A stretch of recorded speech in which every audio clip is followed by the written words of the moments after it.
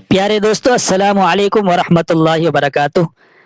آج ہم بات کریں گے کہ وہ 7 طرح کی خواتین کون سی ہیں جنہیں کبھی اولاد کی نعمت نہیں ملتی۔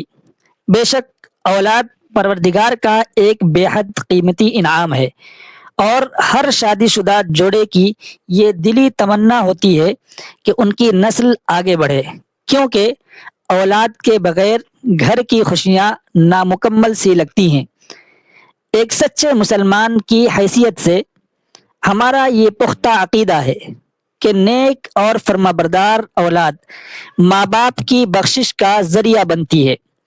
جب بھی بے اولادی کا تذکرہ چھڑتا ہے تو عموماً سارا ملبہ عورت پر ڈال دیا جاتا ہے، اور اسی وجہ سے کئی گھرانے پریشانی کا شکار رہتے ہیں، اور بالخصوص عورتوں کو تانے دیے جاتے ہیں۔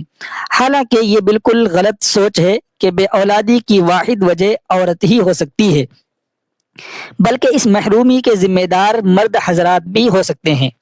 محترم ناظرین، اگر معاشرے پر نظر دوڑائی جائے تو صاحب اولاد عورت بہت پرسکون نظر آتی ہے، جبکہ جس عورت کی گود سونی ہو اس کے لیے یہ زندگی گزارنا ایک کٹھن مرحلہ بن جاتا ہے۔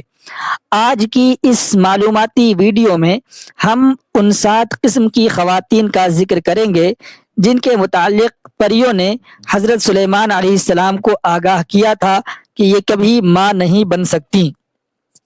ان کی تفصیل جاننے کے لیے ہمارے ساتھ ویڈیو کے اختتام تک جڑے رہیے گا۔ ناظرین کرام، اس واقعے کا پس منظر کی کچھ یوں ہے کہ ایک مرتبہ حضرت سلیمان علیہ السلام اپنے تخت پر جلوہ افروز تھے کہ 5 عورتوں کا ایک گروہ ان کی خدمت میں حاضر ہوا اور عرض کرنے لگا کہ اے اللہ کے نبی، ہمیں بتائیے کہ ہمارے یہاں اولاد کیوں پیدا نہیں ہوتی، چونکہ اللہ رب العزت نے حضرت سلیمان علیہ السلام کو یہ معجزہ عطا کر رکھا تھا کہ آپ پرندوں، جانوروں اور پریوں کی بولیاں سمجھتے تھے۔ چنانچہ آپ نے پریوں کو طلب کر کے ان سے اس بے اولادی کی اصل وجہ پوچھی، تو پریوں نے جواب دیا کہ 7 اقسام کی عورتیں ایسی ہیں جو کبھی اولاد پیدا نہیں کر سکتی۔ ان میں پہلی قسم اس عورت کی ہے جس کا رحم ابھرا ہوا ہو، یعنی بچہ دانی الٹی ہو، جس کے باعث حمل نہیں ٹھہرتا۔ اس مرض کی علامت یہ ہے کہ جب شوہر اس کے قریب جاتا ہے تو اسے شرمگاہ میں سخت تکلیف کا احساس ہوتا ہے۔ دوسری قسم اس عورت کی ہے جس کے رحم میں ہوا بھر چکی ہو اور اس کا منہ اوپر سے بند ہو چکا ہو۔ اس کی نشانی یہ بتائی گئی کہ قربت کے وقت اس کے بدن میں درد ہوتا ہے اور چہرہ مرجھا جاتا ہے۔ تیسری عورت جس کے یہاں اولاد نہیں ہوتی، اس کے رحم میں گوشت کی زیادتی ہو جاتی ہے جس سے رحم کا منہ بند ہو جاتا ہے۔ یہ مسئلہ عموماً موٹاپے کا شکار خواتین میں پایا جاتا ہے، اور اس کی علامت یہ ہے کہ قربت کے بعد ایسی عورت کی ریڑھ کی ہڈی میں شدید درد ہوتا ہے، اسی بنا پر وہ ماں بننے سے قاصر رہتی ہے۔ ناظرین، اس کے بعد چوتھی نشانی یہ بیان کی گئی کہ جس عورت کے رحم میں کیڑے پڑ جائیں وہ بھی بچے کو جنم نہیں دے سکتی، اور اس کی پہچان یہ ہے کہ ہم بستری کے دوران اس کی پنڈلیوں اور ایڑیوں میں بہت درد ہوتا ہے۔ پانچویں نشانی یہ بتائی گئی کہ جس کے رحم میں حد سے زیادہ گرمی پیدا ہو جائے اس کی ماہواری رک جاتی ہے اور نطفہ قرار نہیں پاتا۔ اس مرض کی علامت یہ ہے کہ مریضہ کو دل کی گھبراہٹ رہتی ہے اور غشی کے دورے پڑتے ہیں، لہٰذا ایسی علامات والی عورت کے لیے بھی اولاد کا حصول مشکل ہوتا ہے۔ چھٹی وجہ رحم میں سردی کا بڑھ جانا ہے جو باجپن کا سبب بنتی ہے۔ اس کی نشانی یہ ہے کہ ایسی عورت کے سینے میں تکلیف رہتی ہے۔ ساتویں اور آخری نشانی پریوں نے یہ بتائی کہ بعض عورتوں پر عجیب و غریب جنات یا آسیب کا سایہ مسلط رہتا ہے جو رحم کے اندر ہی بچے کو ضائع کر دیتے ہیں۔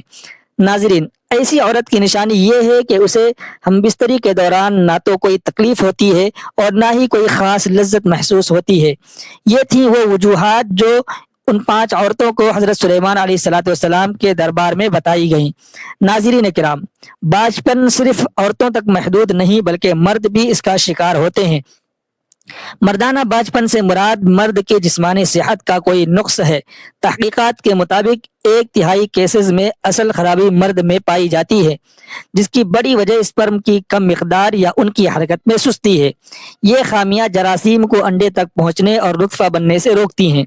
مردانہ بانجھپن کی یہ بنیادی وجوہات ہیں، جن میں سب سے اہم اسپرم کا نہ بننا یا بہت کم بننا ہے۔ صحت مند طرز زندگی اپنا کر اس مسئلے پر قابو پایا جا سکتا ہے۔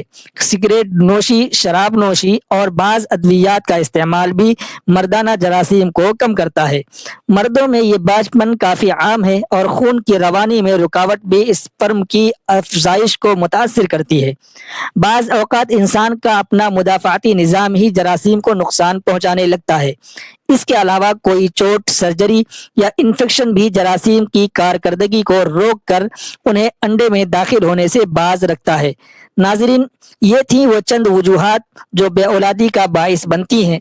بدقسمتی سے ہمارے معاشرے میں ہمیشہ عورت ہی کو قصوروار سمجھا جاتا ہے، جبکہ حقیقت میں مردوں میں بھی خامیاں موجود ہوتی ہیں، لیکن ہمارا سماج اس حقیقت کو تسلیم کرنے سے کتراتا ہے، جو کہ سراسر ناانصافی ہے۔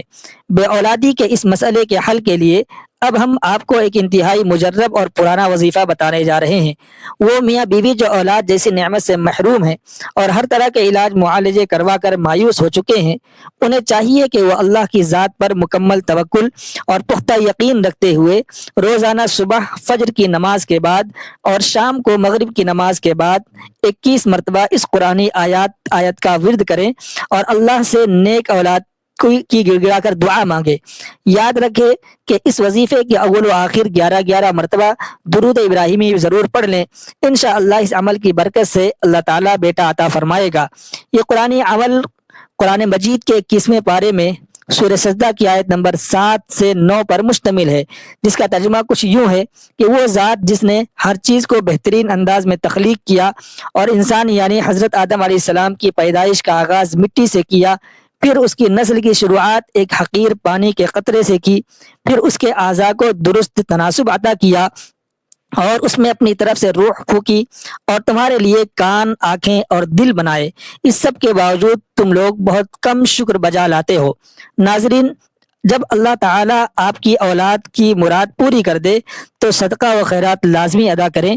ہماری دعا ہے کہ پروردگار تمام بے اولاد جوڑوں کو نیک اور صالح اولاد عطا فرمائے اور ہم سب کو پرسکون اور صحت مند زندگی گزارنے کی توفیق دے اور ہمارا خاتمہ بالخیر فرمائے، آمین۔ ناظرین، اگر آپ کو ہماری یہ کاوش پسند آئی ہو تو ویڈیو کو لائک اور شیئر ضرور کریں، ہمارے چینل کو سبسکرائب کرنا مت بھولیں اور کمنٹس میں اللہ تعالیٰ کے 99 ناموں میں سے کوئی ایک نام لازمی لکھیں۔ اگلی ویڈیو تک کے لیے اجازت دیجیے۔ اللہ حافظ۔ السلام علیکم ورحمۃ اللہ وبرکاتہ۔